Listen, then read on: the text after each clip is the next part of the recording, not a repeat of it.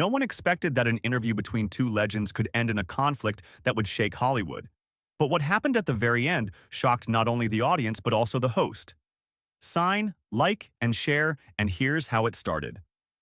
The Los Angeles studio glowed under harsh lights, the kind that made every wrinkle and smirk impossible to hide, as Sylvester Stallone and Arnold Schwarzenegger settled into sleek black couches, their presence commanding the room like two old lions sizing each other up.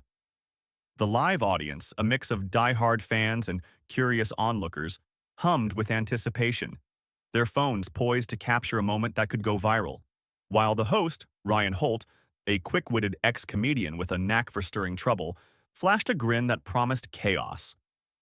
This wasn't just a talk show, it was a rare face-off between two action legends whose rivalry had defined an era, their box office wars and subtle jabs in interviews now culminating in this moment, where the air felt thick with the potential for either camaraderie or combustion. Stallone, his face etched with the grit of Rocky's underdog spirit, tugged at his jacket, his eyes flicking toward Schwarzenegger, who lounged with the easy confidence of a man who'd conquered bodybuilding, Hollywood, and politics, his smile sharp but not quite friendly. Ryan started with safe ground, asking about their careers, Stallone's scrappy climb with Rocky, written in a cramped apartment, and Schwarzenegger's calculated ascent from Mr. Olympia to Terminator icon. Both men delivering polished answers, their voices steady but carrying an undercurrent, like the hum of a storm approaching. Then Ryan, sensing the moment, leaned forward, his eyes glinting with mischief, and lobbed the first spark. "Arnold, you once called Rocky a solid film but too sentimental. Still stand by that?"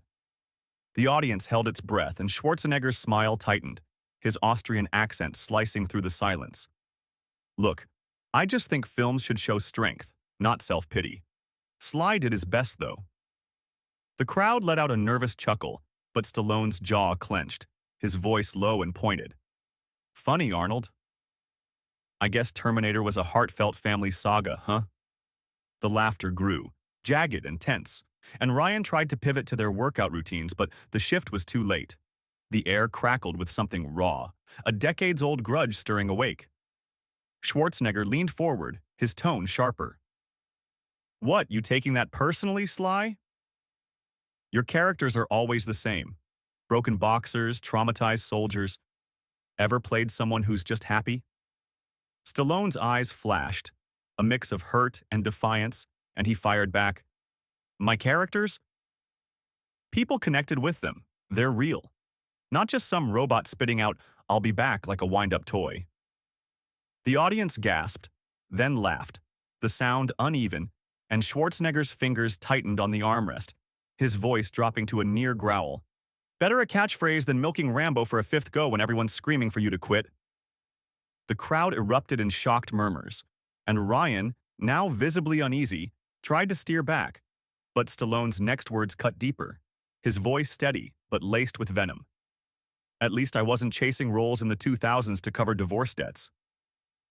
The room went quiet, the accusation hanging heavy, and Schwarzenegger's face darkened, his eyes locking onto Stallone's with a mix of anger and something more vulnerable, the kind of look that hinted at old wounds ripped open.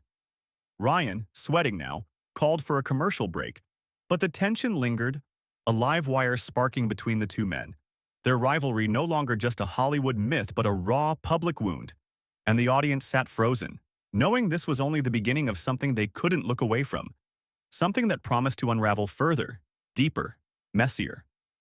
Ryan Holt, the host, mopped his brow with a trembling hand, his practiced grin faltering as he tried to steer the conversation back to safer ground with a question about their recent charity work. But the air was thick with the aftershock of Stallone's biting comment about Schwarzenegger's 2000 film choices being driven by divorce debts, a low blow that still lingered like a bruise. The crowd, a mix of starstruck fans and thrill-seekers, leaned forward, their phones half forgotten, sensing the tension was about to boil over, and Schwarzenegger, his once relaxed posture now rigid, his fingers tapping a staccato rhythm on the armrest, cut Ryan off before he could finish, his Austrian accent sharp as a blade. "You want to play dirty, Sly? Let's talk about you dodging real scripts to churn out sequels nobody begged for. Rocky 6, Rambo 5. What's next? Expendables 10? The audience gasped, a few letting out nervous laughs, and Stallone's jaw clenched, his weathered face tightening as he leaned forward, his voice low but laced with venom. Nobody begged for? My films gave people hope, Arnold. Something to feel in their gut. Yours? Just explosions and one-liners for guys who think grunting is a personality. The crowd oohed, their excitement feeding the chaos, and Ryan, his tie slightly askew, tried to pivot with a weak joke about action movie cliches. But Schwarzenegger's laugh was cold, cutting through the noise. Hope? Your characters are always groveling in the mud, whining about their pain. Broken boxers, haunted soldiers. That's not hope, Sly. That's a guy who needs a shrink. The laughter from the audience was jagged, almost cruel, and Stallone's eyes flashed, a flicker of hurt buried under defiance as he shot back, his voice steady but sharp. At least my stories had heart, something real. Yours? Just a robot playing tough guy. Tell me, Arnold, when you were out there playing governor, did you ever give a damn about real people, or was it all just another blockbuster role for you? The room went quiet, the jab landing like a punch to the ribs, and Schwarzenegger's face hardened, his voice dropping to a dangerous growl. Real? You're still milking Rocky like it's 1976, Sly. That's not real. That's a man who can't let go of his own myth. The audience held its breath, the air heavy with decades of rivalry. Box office battles, whispered slights in the press, the unspoken race to be the bigger icon, now spilling out in raw, unfiltered barbs. Ryan, his face pale, tried to shift to their fitness regimens, his voice cracking as he stammered about protein shakes. But Stallone, his eyes locked on Schwarzenegger's, leaned closer, his voice dropping to a near whisper, each word deliberate, like a fighter sizing up his final blow. Let's cut the crap, Arnold. When the world found out about you and the housekeeper, when your family was crumbling, were you thinking about your kids, or were you too busy scrambling to save your perfect image? The studio froze, the silence so thick it felt like the air had been sucked out. The audience stunned, some gasping, others clutching their seats as Schwarzenegger's face drained of color, his eyes widening with a mix of fury and something deeper. Shame, raw and unguarded, a wound torn open on live television. His hands clenched into fists, knuckles whitening, and he stood, his massive frame towering over the set, his voice trembling with a rage that felt like it had been bottled up for years. You don't get to go there, Sly. You don't get to drag my family into this when you're still hiding behind your sad little underdog act. Stallone rose too, slower, his movements deliberate, his eyes never leaving Schwarzenegger's, his voice low but unyielding. I'm not dragging anything. I'm asking. Because I know what it's like to fight for something real, not just a brand you've polished for decades. The crowd erupted, some cheering, others shouting in shock, as Ryan, now visibly sweating through his suit, scrambled to call for a commercial break, his voice drowned out by the chaos, the studio buzzing like a hive ready to burst. Schwarzenegger ripped off his mic, the feedback screeching through the speakers, and stormed toward the exit, his broad shoulders brushing past a stunned stagehand. But he paused at the door, turning back, his eyes blazing with a mix of anger and betrayal. You want to talk about mistakes? Look in the mirror, Sly. You're not Rocky. You're just a guy who's been running from himself your whole life. The door slammed, the sound echoing like a gunshot, and Stallone stood there, his chest heaving, his face a mix of defiance and a flicker of regret, his hands flexing as if he wanted to follow but didn't. The audience was on its feet, phones now openly recording, capturing the unraveling of two legends, while Ryan, his voice hoarse, tried to fill the silence with a shaky promise of more after this. But the real drama was already shifting backstage, where Schwarzenegger's heavy footsteps pounded down a dim hallway, his breathing ragged, his hands still clenched as if ready to swing.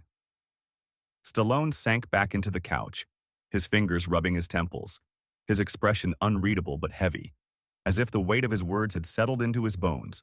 The housekeeper jabbed not just a cheap shot, but a line cross that might have broken something neither man could repair. The audience, still reeling, felt the rawness of it all. The pride, the pain, the decades of competition laid bare in a moment that wasn't scripted, wasn't rehearsed, but was all too real. They knew this wasn't the end, that the echo of that slammed door was a promise of something uglier, deeper, waiting just out of sight, and they couldn't look away, their hearts pounding with the certainty that whatever came next would strip these icons down to the flawed, human men they'd always been, hidden behind the myths they'd built.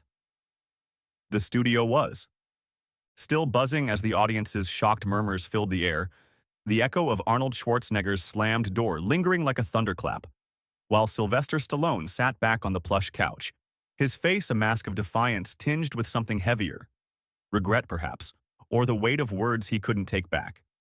Ryan Holt, the host, stammered through a shaky segue to a commercial break, his voice barely cutting through the chaos, but the real drama had already spilled beyond the stage, down a dimly lit hallway where Schwarzenegger's heavy footsteps thudded against the concrete floor. His broad shoulders hunched, his breathing uneven as he leaned against a wall, his hands still clenched from the sting of Stallone's housekeeper jab. A blow that had ripped open a scar most thought healed. The audience, still clutching their phones, sensed the night wasn't over, their eyes darting toward the stage exit, hungry for what came next, while Stallone, his jaw tight, slipped off the set, ignoring a stagehand's nervous glance, his steps deliberate as he followed the path Schwarzenegger had taken, driven by a mix of defiance and an unspoken need to face what he'd unleashed. In the hallway, the air was cooler, the hum of the studio distant, and Schwarzenegger looked up as Stallone approached, his eyes hard but tired. The fury from moments ago now mixed with something rawer, more vulnerable. A man stripped of his larger-than-life armor. "Nice show, huh?" Stallone said, his voice softer, almost hesitant, his hands shoved into his pockets as if to keep them from betraying his unease.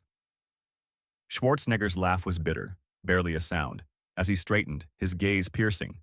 "Yeah, brother. Real funny. You happy now? Got your big moment?"